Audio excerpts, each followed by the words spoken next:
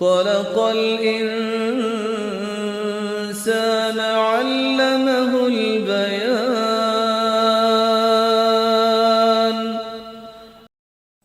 نحمده ونصلي على رسوله الكريم، اما بعد، فاعوذ بالله من الشيطان الرجيم. بسم الله الرحمن الرحيم. رب اشرح لي صدري ويسر لي امري واحلل عقدة من لساني يفقهوا قولي. ترجمہ: الذین، وہ لوگ، ينفقون، جو خرچ کرتے ہیں، اموالہم، اپنے مالوں کو، فی سبیل اللہ، اللہ کے راستے میں، ثم، پھر، لا یتبعون، نہیں وہ پیچھا کرتے، ما انفقوا، جو انہوں نے خرچ کیا،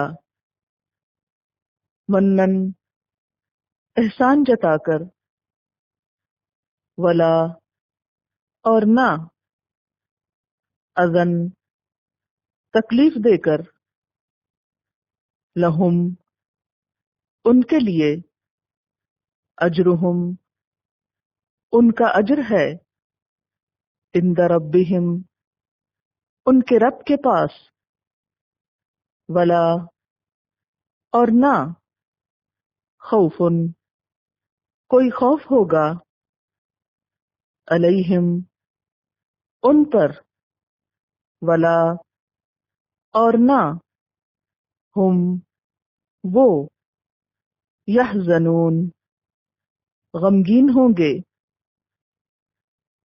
قول، بات، معروف، بھلی، ومغفرۃ، اور بخشش، خیر، بہتر ہے، من صدقۃ، ایک صدقے سے، یتبعھا، پیچھے آئے اس کے، اذن، دکھ، واللہ، اور اللہ تعالی، غنی، بے نیاز ہے، حلیم، بردبار ہے، یا ایھا الذین آمنوا، اے لوگو جو ایمان لائے ہو، لا تبطلوا، نہ ضائع کرو، صدقاتکم، اپنے صدقات کو، بالمن، احسان جتا کر، یا ساتھ احسان کے، والاذی، اور اذیت دے کر، کالذی، اس شخص کی طرح، ينفق، جو خرچ کرتا ہے، مالہ، مال اپنا، رئاء الناس، لوگوں کو دکھانے کے لیے، ولا، اور نہیں، یؤمن،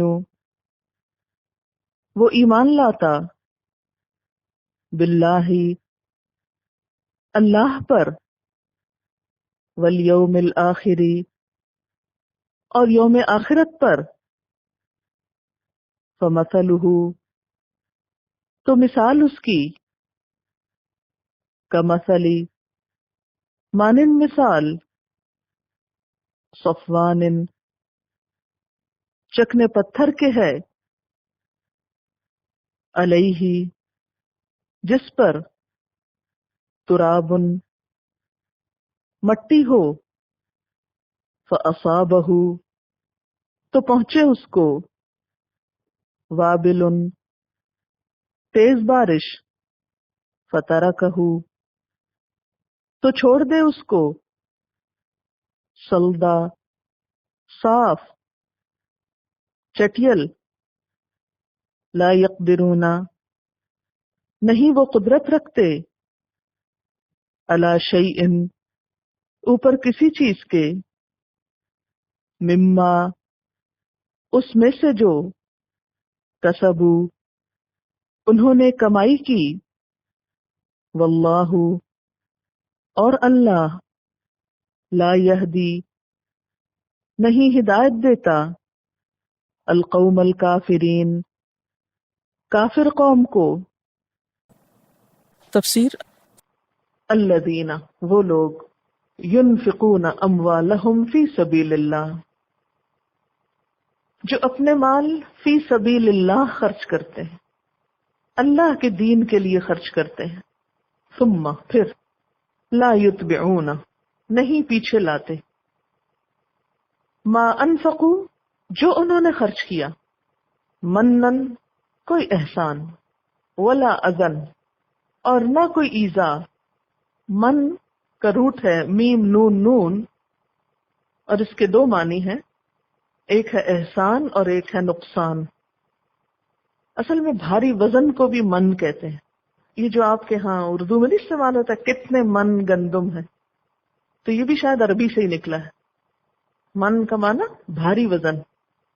تو وہ احسان نہیں جتاتے، اگر اس کو احسان کے معنوں میں لے، یعنی بوجھ نہیں ڈالتے، مصیبت نہیں بنتے، اور اذن اذا کا لفظ ہر اس چیز کے لیے استعمال ہوتا ہے جو باعث رنج و اذیت ہو، خواہ یہ اذیت جسمانی ہو یا جذباتی ہو یا روحانی ہو۔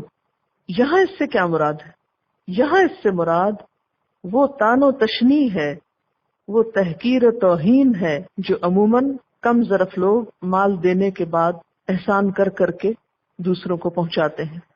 تو جو لوگ اپنے مال اللہ کے راستے میں خرچ کرتے ہیں، پھر وہ خرچ کرنے کے بعد نہ ہی دوسروں پہ بوجھ بنتے ہیں، نہ احسان جتاتے ہیں، نہ کوئی تکلیف پہنچاتے ہیں۔ کیسی تکلیف؟ نہ جسمانی، نہ جذباتی، نہ روحانی، کسی قسم کی اذیت کا سبب نہیں بنتے۔ لہم اجرہم عند ربہم ان کا اجر ان کے رب کے پاس ہے، محفوظ۔ تو یوں محسوس ہوتا ہے نا کہ ایسا مال خرچ کرنا جس میں کسی قسم کی خرچ کرنے کے بعد کوئی اذیت نہ ہو، اس کا اجر اور زیادہ بڑا ہے، یعنی ان کی جزا تو ان کے رب کے پاس محفوظ ہو گئی۔ ولا خوف علیہم مزید انعام کیا ہے ان کا؟ ان پر نہ کوئی خوف ہوگا، ولا ہم یحزنون اور نہ وہ غمگین ہوں گے، انہیں کوئی غم نہ ستائے گا۔ اور یاد رکھیے دنیا میں بھی جو لوگ صدقہ خیرات کرتے ہیں وہ عموماً غم، ڈپریشن، دکھ سے محفوظ رہتے ہیں۔ تجربہ کر کے دیکھیے، کبھی آپ کو پریشانی ہو تو ایک تو اس میں استغفار پڑھیں، یا حیو یا قیوم پڑھیں، اور دوسرے صدقہ کریں۔ صدقہ کرنے سے ایک دم آپ کو ریلیف ملے گا، ایک دم غم سے نجات ملے گی، ایک دم خوف سے آپ نکل آئیں گے، یوں لگے گا جیسے آپ کو کسی نے پروٹیکٹ کر لیا۔ عام طور پر ہم یہ سوچتے ہیں کہ صدقہ وہ ہوگا جو کہ بہت بڑی بھاری سی چیز ہوگی اور پھر ہم وہ اللہ کی راہ میں دیں گے تو پھر ہمارا کوئی مشکل آسان ہوگی۔ نہیں، جو میسر ہے، چھوٹی سے چھوٹی چیز جو بھی ہاتھ میں ہے، بس دیر نہ کریں، اور اگر دے کر دوسرے کو اذیت دی اور تکلیف پہنچائی اور احسان جتایا، پریشان کیا، پھر سب کچھ ضائع ہو جائے گا، الٹا گناہ کمائے گا انسان۔ خرچ کرنے کے ثواب کی بجائے اور اس کے صدقہ جاریہ بننے کی بجائے کیا بن جائے گا؟ گناہ کبیرہ بن جائے گا۔ نبی صلی اللہ علیہ وسلم نے فرمایا 3 قسم کے لوگوں سے اللہ تعالیٰ قیامت کے دن بات چیت نہ کرے گا، نہ ان کی طرف نظر رحمت سے دیکھے گا، نہ انہیں پاک کرے گا، بلکہ ان کے لیے دردناک عذاب ہے۔ نمبر 1، دے کر احسان جتانے والا، بار بار مینشن کرنا، کبھی ڈائریکٹلی کبھی انڈائریکٹلی، کبھی سامنے کبھی دوسروں کے پاس جا کے۔ کہ بعض اوقات ایسا بھی ہوتا ہے نا کہ کوئی آپ کو دے کر آپ کے سامنے کچھ نہیں کہتا، لیکن دوسروں کو جا کے بتاتا ہے میں نے اس کے ساتھ یہ کیا، اس کا یہ بھلا کیا، اس کو یہ دیا، پوری لسٹ گناتا ہے۔ تو جب لینے والے کو پتہ چلتا ہے تو اس کے لیے وہ چیز سخت غم اور تکلیف کا سبب بنتی، کیونکہ اس میں انسان اپنی بے عزتی اور رسوائی محسوس کرتا ہے۔ دوسرا ٹخنوں سے نیچے تہبند لٹکانے والا، یعنی فخر و غرور کی وجہ سے اہل عرب کی عادت یہ تھی کہ جو تہبند وغیرہ باندھتے تھے وہ نیچے کی چادر اس کو پاؤں کے اور جوتوں کے نیچے تک لے جاتے اور خود آگے آگے چلتے پیچھے پیچھے وہ لٹکاتے چلے جاتے. ایسا شخص بھی اللہ تعالیٰ کو ناپسند ہے. اور تیسرے اپنے سودے کو جھوٹی قسم کھا کے بیچنے والا. ایسے لوگ قیامت کے دن اللہ تعالیٰ کی رحمت سے محروم ہوں گے. قول معروف، بھلی بات، ومغفرت، اور معاف کر دینا، خیر، بہتر ہے، من صدقۃ، اس صدقے سے، یتبعها، پیچھے آتی ہے اس کے، اذا، اذیت، تکلیف. اگر کوئی شخص مال خرچ کر کے اپنی زبان سنبھال نہیں سکتا، احسان جتانے سے باز نہیں رہ سکتا، تو پھر اس کو کیا کرنا چاہیے؟ پہلے اپنے اخلاق کی درستگی کی طرف توجہ کرنی چاہیے. ایسے میں وہ دوسرے کے ساتھ نرمی سے بات کرنا سیکھے. قول معروف، بھلی بات کرے، کسی کی بھلائی کی، کسی کو اچھا مشورہ دے، نرمی سے بات کرے. کیونکہ نبی صلی اللہ علیہ وسلم نے فرمایا الکلمۃ الطیبۃ صدقہ. الکلمۃ الطیبہ، طیب بات، پاکیزہ بات، اچھی بات، عمدہ بات کیا ہے؟ صدقہ ہے. نبی صلی اللہ علیہ وسلم نے یہ بھی فرمایا لا تحتقرن من المعروف شیئا ولو ان تلقى اخاك بوجه طلق.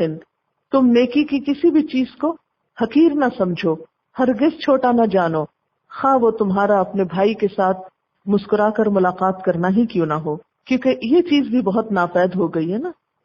ہم کسی سے ملتے ہیں تو تانے دے کر، اذیت دے کر. ایک مسلمان دوسرے مسلمان سے آخر کیوں ملتا ہے؟ خوشی کے لیے. خصوصاً جہاں آپ کی کوئی رشتہ داری نہ ہو، جہاں آپ کا کوئی ایسا تعلق نہ ہو، وہاں اگر آپ کسی سے ملنے کو جاتے ہیں تو سوائے اس کو خوش کرنے کے یا خود خوش ہونے کے یا خوشی لینے اور دینے کے اور تو کچھ نہیں بیچ میں ہوتا. نہ آپ کی کوئی تجارت ہے بیچ میں، نہ کوئی دنیا کے غرض ہے، نہ کوئی بزنس، نہ کچھ بھی نہیں. لیکن بہت سے لوگ ایسے مواقع کو بھی گنوا دیتے ہیں. تو کوشش کیا کرنی چاہیے کہ اگر ہم کسی کے کام آ سکے ہیں تو خوشگواری سے کر دیں، اور اگر ہم نہیں آ سکے تو بھی خوشی سے معاف کر دیں. اسی لیے کیا فرمایا؟ قول معروف. صدقہ کیا ہے؟ اچھی بات بھی صدقہ ہے. تو اچھی بات کو اچھے انداز میں کریں. تانا دیکھی کیوں کرتے ہیں؟ اچھی بات جتا کے کیوں کرتے ہیں کہ میں آپ کو اچھی بات بتا رہی ہوں؟ بھلے آپ بتائیں، آپ کو اپنا فائدہ ہے بتانے میں، ہم تو احسان کیوں جتاتے؟ بعض لوگ کھری کھری باتیں سنانے کے شوق میں تانے دیتے رہتے ہیں، اذیت دیتے ہیں. تو قول معروف، بھلی بات کرنا، ایک عمدہ بات کرنا جس سے دوسرے کا دل خوش ہو جائے. ومغفرت، اور اگر وہ کام نہیں آ سکا، آپ کی نہیں سن سکا، تو اس کو معاف کر دینا، درگزر کر لینا. خیر، بہتر ہے، من صدقۃ، اس صدقے سے، یعنی اس نیکی سے جو آپ اس کے ساتھ کرنے والے ہیں. یتبعها اذی، جس کے پیچھے اذیت دی جا رہی. وہ نیکی جس کے ساتھ اذیت ہو وہ نیکی نہیں ہے. آپ کسی کو اچھا مشورہ دے رہے ہیں یا مسئلہ کسی کا سلجھا رہے ہیں، ان سب چیزوں میں اس بات کا لحاظ رکھنا انتہائی ضروری ہے کہ ہمارے کہنے کا انداز کیا ہے، ہمارے بتانے کا انداز کیا ہے. ہاں، آپ سونے میں تولی ہوئی بات کسی کو بتا رہے ہوں، لیکن اذیت دے دے کے بتا رہے ہوں، کوئی کب تک سہے گا؟ دوسرا بھی انسان ہے. پھر آپ دیکھیے کہ یہاں ان لوگوں کے لیے بھی ایک راستہ رکھا گیا جن کے پاس مال نہیں. کچھ لوگ مال نہیں رکھتے، پھر وہ حسرت کرتے ہیں کہ کوئی صدقہ ہم بھی کر پاتے. ٹھیک ہے، ایسے لوگ اگر پیسہ نہیں ہے تو وہ اچھی باتوں کا ہی صدقہ کر دیا کریں. قول معروف، معروف کا معنی یہاں نیکی ہوگا، نیکی کی بات. اس آیت کی دو تفسیریں ہو گئی. دوسری تفسیر میں کیا ہے؟ نیکی کی بات. ومغفرت، اب دوسروں کے قصور اور تکلیفوں کو معاف کر دینا. خیر من صدقۃ، اس صدقے سے بہتر ہے. یتبعها اذی، جس کے پیچھے اذیت آتی ہو. بعض اوقات ایسا بھی ہوتا ہے کہ جو سوالی ہوتا ہے، مثلاً آپ سے کوئی کچھ لینے آیا ہے، وہ آپ کو اریٹیٹ کرتے ہیں، آپ کے پاس اس وقت ہوتا نہیں، آپ شرمندہ ہوتے ہیں. بعض اوقات اتنا نہیں ہوتا کہ آپ دوسرے کو دے سکیں. تو ایسے میں اس سوالی کو جو پریشان کر رہا ہو، اور آپ اس کو یہ کہنا چاہتے ہو معاف کر بابا، وضع کرتے ہیں معاف کر، تو اس معاف کرنے میں بھی نرمی ہونی چاہیے، یہ کہنے میں بھی کہ معاف کرو، اس میں روڈنس نہیں ہونی چاہیے. یعنی سوالی کا بے ڈھنگا سوال اور سوالی کا چمٹ چمٹ کے مانگنا اور پیچھے پڑ جانا، ان چیزوں کو بھی خوش دلی سے گوارا کر لینا چاہیے. بعض اوقات آپ نے دیکھا ہوگا کہ آپ کسی فقیر کو کچھ دیتے ہیں تو اس کے بعد وہ آپ کو 10 سنا کے جاتا ہے، بعض اوقات لیتا ہی نہیں، یہ اپنے پاس ہی رکھو، تو اس وقت پھر آپ اس کو جلی کٹی سناتے ہیں. ایسے میں کیا کرنا چاہیے؟ مغفرتن، معاف کر دینا چاہیے. تو قول معروف اس وقت بھی جب آپ کسی کی کوئی مدد کر رہے ہو، کوئی خدمت کر رہے ہو، اور اس وقت بھی جب آپ کے پاس مال نہ ہو اور آپ صرف اچھی بات کے ساتھ صدقہ کرنا چاہتے ہو. ویسے تو صدقہ دینا ہر انسان کے لیے ضروری ہے.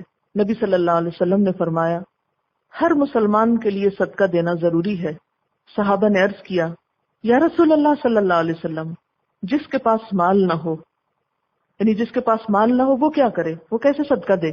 آپ نے فرمایا وہ ہاتھ سے محنت کرے، خود بھی فائدہ اٹھائے اور خیرات بھی کرے. صحابہ نے عرض کیا اگر یہ بھی نہ ہو سکے، فرمایا اچھی بات پر عمل کر لے اور بری بات سے پرہیز کرے، اس کے لیے یہ بھی صدقہ ہے. نبی صلی اللہ علیہ وسلم نے یہ بھی فرمایا اتقوا النار ولو بشق تمرۃ، آگ سے بچو خواہ کھجور کا ایک ٹکڑا دے کر ہی کیوں نہ بچو. حضرت ابو ہریرہ رضی اللہ تعالی عنہ کہتے ہیں کہ میں نے رسول اللہ صلی اللہ علیہ وسلم سے پوچھا کون سا صدقہ افضل ہے؟ فرمایا تنگ دست جو اپنی محنت میں سے صدقہ کرے. یعنی کس کا صدقہ سب سے اچھا ہے؟ جو اپنی محنت میں سے صدقہ کرے، اور ان سے ابتدا کرے جو تیرے زیر کفالت ہیں. یعنی پہلے کن کو دے؟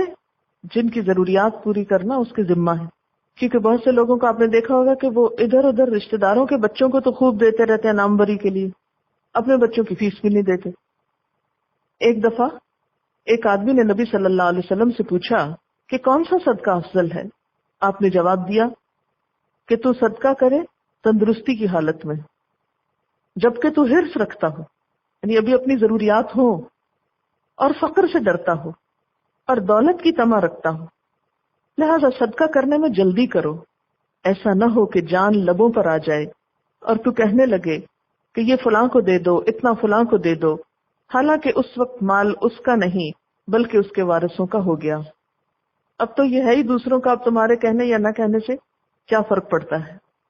واللہ غنی حلیم، اور اللہ بے نیاز ہے، بردبار ہے.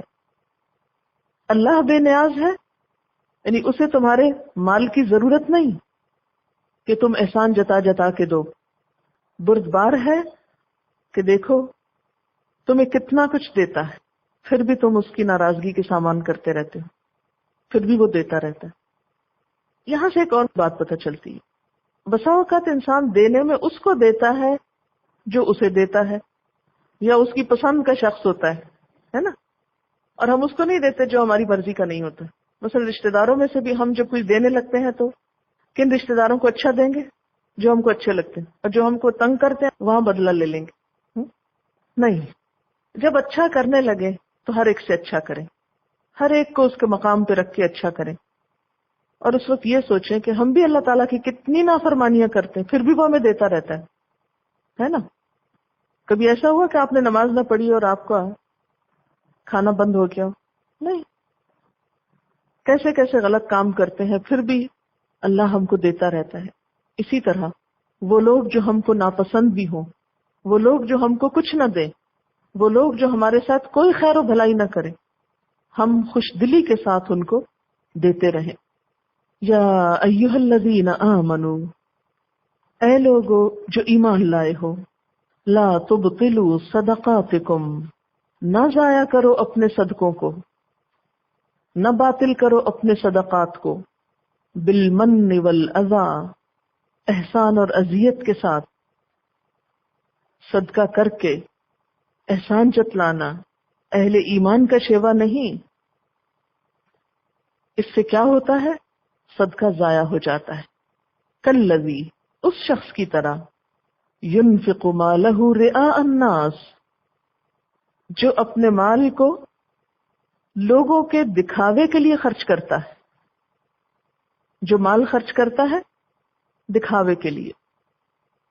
وَلَا يُؤْمِنُ بِاللَّهِ وَالْيَوْمِ الْآخِرِ، اور اللہ اور یوم آخرت پر ایمان ہی نہیں رکھتا.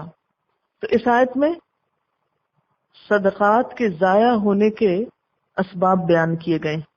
صدقہ کیسے ضائع ہوتا ہے، صدقہ کیسے غیر مؤثر ہو جاتا ہے. پہلی چیز احسان جتانے سے، دوسری چیز اذیت دینے سے، تیسری چیز ریاکاری کرنے سے، دکھاوا کرنے سے. دو چیزیں تو پیچھے آپ پڑھ چکے ہیں، احسان اور اذیت سے کس طرح ضائع ہوتا ہے. تیسری چیز یہاں جو آ رہی ہے وہ ریاکاری ہے. بعض اوقات ہم بڑی بڑی رقمیں خرچ کرتے ہیں لیکن محض دکھاوے کے لیے. ایسے مال کا بھی کوئی اجر و ثواب نہیں ہوتا.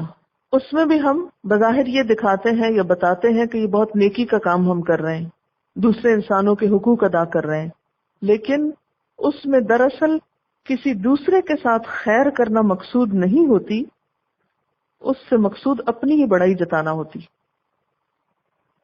اس کی کئی ایک مثالیں ہمارے معاشرے میں موجود ہیں. مثلاً آپ دیکھیں کہ بیٹی کو جب جہیز دیتے ہیں تو اس میں عموماً کیا بتایا جاتا ہے کہ اپنی بیٹی ہے، اولاد پہ خرچ کرنا ثواب کا کام ہے، بچوں کا نیا گھر بن رہا ہے، ان کو دینا اس موقع پر جب یہ ضرورت مند ہے، اپنی نئی زندگی سٹارٹ کر رہے ہیں، تو یہ بہت نیکی اور ثواب کا کام ہے. لیکن اگر دیکھا جائے تو اس میں بھی مقصود دکھاوا ہوتا ہے. دکھاوا کس چیز کا؟ کہ لوگوں کو پتا چلے ہم کتنے مالدار ہیں، اپنا نام پیدا کرنے کے لیے. اور خاص طور پر مینشن کیا جاتا ہے کہ یہ شادی کا جوڑا اتنے لاکھ کا بنا ہے یا اتنے ہزار کا بنا ہے، اور کہاں سے بنوایا، اور پھر کتنے جوڑے دیے. اور نہ صرف یہ کہ جوڑے بلکہ جہیز کا جو بھی سامان ہوتا ہے اس پر خوب خوب تبصرے ہوتے ہیں. اور لوگ بھی بطور خاص سوال کرتے ہیں کیا دیا، کتنے کا دیا، کہاں سے لیا. کہنے کو کیا ہے، بڑی نیک نیتی کی بات ہے، بڑی نیکی کا کام ہے کہ اپنی اولاد کی مدد ہو رہی ہے، لیکن اس کے پردے میں خود نمائی ہو رہی ہے. پھر اسی طرح ولیمے کی دعوت، سب کہتے ہیں کہ ولیمہ سنت ہے، رشتہ داروں کو بلانا ثواب ہے، سب دوستوں کو اکٹھا کرنا اور ایک خوشی کا سما پیدا کرنا نیکی کا کام ہے، اور اس میں ثواب کی توقع. لیکن سنت پر عمل کتنا ہوتا ہے اور دکھاوا کتنا ہوتا ہے. کنسرن اس بات سے ہوتا ہے کتنی ڈشز ہیں.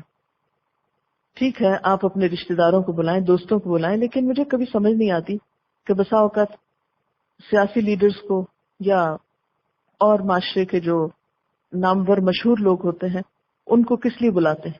تاکہ لوگوں کو یہ بتا سکیں کہ ہمارے تعلقات فلاں اور فلاں منسٹر کے ساتھ یا فلاں اور فلاں بڑے انسان کے ساتھ ہے. اور اس دعوت کو بھی ایک مسنون عمل کی بجائے مزید دنیا کمانے کا ایک ذریعہ بنا لیا جاتا ہے. اس کے ذریعے ایسے رابطے پیدا کیے جاتے ہیں کہ جس سے اور دنیا کے کام نکلوائے جا سکیں. پھر اس پر فخر بھی کیا جاتا ہے. پھر باقاعدہ فوٹو سیشنز ہوتے ہیں، اس میں وہ ساری مشہور شخصیات کے ساتھ فوٹوز ہوتی ہیں، پھر وہ لگائی جاتی ہیں، ڈسپلے کی جاتی، پھر وہ البمز میں لگتی ہیں، پھر جو گھر میں آتا ہے اس کو دکھائے جاتے ہیں کہ دیکھو کس کس کے ساتھ یہ تصویریں کھینچی ہوئی ہیں. اس سارے عمل کے پیچھے مقصد کیا ہوتا ہے؟ دکھاوا. ایک کام جو خوشی کے لیے نیکی کا کام تھا، جس سے آپ ثواب کما سکتے تھے، آپ نے ریاکاری کر کے اس کی ساری اسپرٹ کو ختم کر دیا. اسی طرح دلہن کو تیار کیا جاتا ہے کہ شادی کے موقع پر ایک لڑکی کا اپنے شوہر کے لیے خوبصورت بن کر جانا ایک نیکی کا کام ہے. لیکن حقیقت میں کیا ہوتا ہے کہ لوگوں کو دکھانے کے لیے. پھر اسی طرح آپ دیکھیں کہ خوشی کے موقع پر اچھا لباس پہننا ایک اچھی بات ہے خوشی میں شریک ہونے کے لیے، لیکن عموماً لوگ کیا کرتے ہیں کہ ایسی جیولری یا ایسا لباس پہن کے شادیوں میں جاتے ہیں کہ جس میں صرف خود نمائی ہوتی. بسا اوقات ایسے ایسے سین دیکھنے میں آتے ہیں کہ لوگوں کو اس سے کوئی دلچسپی نہیں ہوتی کہ کون کیا لگ رہا ہے. وہ ہر وقت یہ دیکھتے رہتے ہیں کہ ہم کیسے لگ رہے ہیں، بار بار شیشہ نکال کے دیکھیں گے، بال سنواریں گے، بعض وقت بیٹھیں گے اس طرح کہ وہ چوڑیاں یا انگوٹھیاں آگے کر سکیں. پھر اسی طرح مہر کا کیا مقصد ہے کہ عورت کو ایک فائنینشیل سپورٹ یا ایک پروٹیکشن دی جائے، اسلام نے اس کو ایک عزت دی، شادی کے موقع پر اس کو شوہر سے کچھ دلوایا، لیکن اب آپ دیکھیں کہ مہر دینے میں بڑی بڑی رقمیں مقرر کی جاتی ہیں اور ساری زندگی ان کو ادا نہیں کیا جاتا. اور اس سب کا بھی مقصد کیا ہوتا ہے؟ ناموری، کہ ہم لوگوں کو بتا سکیں کہ ہماری بیٹی کو اتنا مہر ملا ہے، یا لڑکے والے اس میں وہ کر رہے ہوتے ہیں کہ ہم بتا سکیں کہ اتنا مہر ہم نے دیا ہے. پھر اسی طرح سمجھانوں کا آپس میں لین دین جو ہوتا ہے، بظاہر تحفوں کا جو ایکسچینج ہوتا ہے، ایک ثواب کا کام ہے، محبت بڑھانے کا ذریعہ ہے. نبی صلی اللہ علیہ وسلم نے فرمایا تہادو تحابو، ایک دوسرے کو ہدیے دیا کرو، تحفے دیا کرو، اس سے باہم محبت پیدا ہوتی. لیکن اب آپ دیکھیں کہ وہ محبت کا ذریعہ ہونے کی بجائے کس چیز کا ذریعہ بن گئے ہیں؟ ایک اذیت کا ذریعہ بن گئے ہیں. اور اس سے مقصود یہ نہیں ہوتا کہ دوسرے کا کوئی فائدہ ہو، گن گن کی چیزیں دی اور لی جاتی. مقصود اصل میں یہی ہوتا نا کہ اپنی ڈھاک بٹھائی جائے. اگر مٹھائی دی جائے تو منوں میں تو لی جاتی، اتنے من گئی اتنے من آئی. پھر اس کے بعد شادی کے بعد جو دعوتوں کا سلسلہ شروع ہوتا ہے، اس میں بھی ایک سے ایک بڑھ کر اس دعوت کو گرینڈ بنانے کی کوشش کرتا ہے اور اس پہ بے تحاشا مال لوٹاتے ہیں تاکہ نام بن سکے کہ سسرال والوں کی دعوتیں اچھی تھی یا میکے والوں کی اچھی تھی. پھر اسی طرح آپ دیکھیں کہ شادی کے علاوہ چیریٹی شوز جو ہیں وہ بھی اب لوگوں کی مدد کرنے کا ذریعہ نہیں، دکھاوے کا ذریعہ بن کے رہ گئے ہیں. پھر اسی طرح بسا اوقات یتیموں بیواؤں کی مدد جب کی جاتی ہے تو اس میں کیا ہوتا ہے؟ کسی کچی بستی میں جا کر وہاں پر مشینیں تقسیم ہو رہی ہیں، سب تصویریں بن رہی ہیں، پھر اخبار میں باقاعدہ لگ رہی ہیں. اگر آپ اپنے آپ کو وہاں رکھ کر دیکھیں کہ آپ کسی سے کچھ لے رہے ہوں اور اس وقت آپ کی تصویر بنائی جائے اور پھر اس تصویر کو اخبار میں لگا دیا جائے، آپ اپنے لیے پسند کریں گے؟ کہا یہ کہ کوئی مدد کر رہا ہو تو آپ اس وقت شرم کے مارے گڑ جاتے ہیں پانی میں کہ کوئی ہمیں دے رہا ہے، کسی کو پتہ نہ چلے. تو ان انسانوں کی کوئی عزت نہیں، وہ بیچارے بھوک افلاس کے مارے لیتے بھی ہیں اور ذلیل بھی ہوتے ہیں، ساتھ دنیا بھر میں ان کی تصویریں نشر ہو جاتی ہیں کہ یہ لینے والے کھڑے ہیں. لینے والوں سے تو کسی کو ہمدردی کم ہی ہوتی ہے، دینے والوں کی شہرت اور ناموری کا اعلان کرنا مقصود ہوتا ہے. اسی طرح بہت سے اور مواقع آپ زندگی میں ایسے دیکھ سکتے ہیں کہ جس میں مال خرچ کرنے کا مقصود نہ ضرورت ہوتی ہے، نہ خوشی ہوتی ہے، محض دکھاوا، محض اپنی بڑائی. فرمایا یا ایھا الذین آمنو، اے لوگو جو ایمان لائے ہو، لا تبطلوا صدقاتکم، نہ تم ضائع کرو اپنے صدقات کو، بالمن والاذی، احسان اور اذیت کے ساتھ، کالذی، اس شخص کی طرح. یہ کون کرتا ہے؟ ينفق مالہ رئاء الناس، جو اپنا مال محض دکھاوے کی خاطر خرچ کرتا ہے، وہ اذیت اور احسان کا سبب بنتا ہے. ایسا شخص ولا یؤمن باللہ والیوم الآخر، اللہ اور یوم آخرت پر ایمان ہی نہیں رکھتا. اگر اس کو یہ یقین ہوتا کہ میرا رب دیکھ رہا ہے اور اس سے مجھے جزا لینا ہے تو وہ اس میں احسان نہ جتاتا، وہ دکھا دکھا کے نہ دیتا، وہ تو خاموشی سے دے دیتا. نبی صلی اللہ علیہ وسلم نے فرمایا قیامت کے روز ایک شخص کو لایا جائے گا جسے اللہ نے ہر قسم کے اموال سے نوازا تھا. اللہ اسے اپنی نعمتیں جتلائے گا جن کا وہ اعتراف کرے گا. پھر اللہ تعالیٰ اس سے پوچھے گا پھر تو نے کیا عمل کیا؟ وہ کہے گا میں نے ہر اس راہ میں خرچ کیا جسے تو پسند کرتا تھا. اللہ تعالیٰ فرمائے گا تم جھوٹ کہتے ہو، تم نے تو اس لیے خرچ کیا تھا کہ لوگ تمہیں سخی کہیں، وہ تمہیں دنیا میں کہا جا چکا. پھر فرشتوں کو حکم ہوگا اور وہ اسے گھسیٹتے ہوئے جہنم میں جا جھونکیں گے. یہ کس کی سزا ہے؟ اس شخص کی جو محض دکھاوے کے لیے مال خرچ کر رہا ہے، محض اپنی بڑائی جتانے کے لیے. فَمَثَلُهُ، اس کی مثال کیسی ہے؟ کَمَثَلِ صَفْوَانٍ، ایک چکنے پتھر کی طرح، ایک چٹان کی طرح. صفوان، ایسا پتھر جس پہ کوئی چیز اثر نہ کرے، چکنا پتھر جس پر کچھ اگتا نہ ہو. علیہ تراب، اس پر کچھ مٹی پڑ جائے. فَأَصَابَهُ وَابِلٌ، پھر اس پہ زوردار بارش آئے. وابل کہتے ہیں زور کی بارش کو. فَتَرَكَهُ صَلْدًا، تو اس کو وہ چکنے کا چکنا چھوڑ جائے. فرمایا دکھاوے کے لیے مال خرچ کرنے والا ایسا ہی ہے جیسے چٹان پہ پڑی ہوئی مٹی کے اندر اگانے والا کہ خوب بارش ہوئی تو چٹان کی مٹی ساری بہہ گئی، زور کمی برسا ساری مٹی دھل گئی، فترکہ سلدا، اور باقی صرف چٹان رہ گئی، جیسے تھا ویسے ہی رہ گیا، کچھ بھی حاصل نہ ہوا، سب کچھ ضائع ہو گیا، ساری محنت اکارت گئی، ساری فصل ختم ہو گئی۔ پھر فرمایا لا يقدرون على شيء مما كسبوا، ایسے لوگ اپنے نزدیک خیرات کر کے جو نیکی کماتے ہیں اس میں سے کچھ بھی ان کے ہاتھ نہیں آتا، نہ ثواب ہاتھ آتا ہے۔ مما کسبوا، کسب کا معنی آپ سب جانتے ہیں، جو انہوں نے محنت، کوشش، ایفرٹ اس میں لگائی ہوتی ہے، نہ اس کا ثواب ملتا ہے، نہ اس کی تعریف باقی رہتی ہے، اور نہ ہی کوئی اور بدلہ اس کا ملتا ہے ان کو۔ واللہ لا یہدی القوم الکافرین، اور اللہ رہنمائی نہیں کرتا ان لوگوں کی، اس قوم کی جو کیا کرتی ہو، انکار کرتی ہو، کس چیز کا؟ اللہ تعالیٰ کے احکامات ماننے کا۔ وآخر دعوانا ان الحمد للہ رب العالمین۔ سبحانک اللہم وبحمدک اشہد ان لا الہ الا انت استغفرک واتوب الیک۔ والسلام علیکم ورحمۃ اللہ وبرکاتہ۔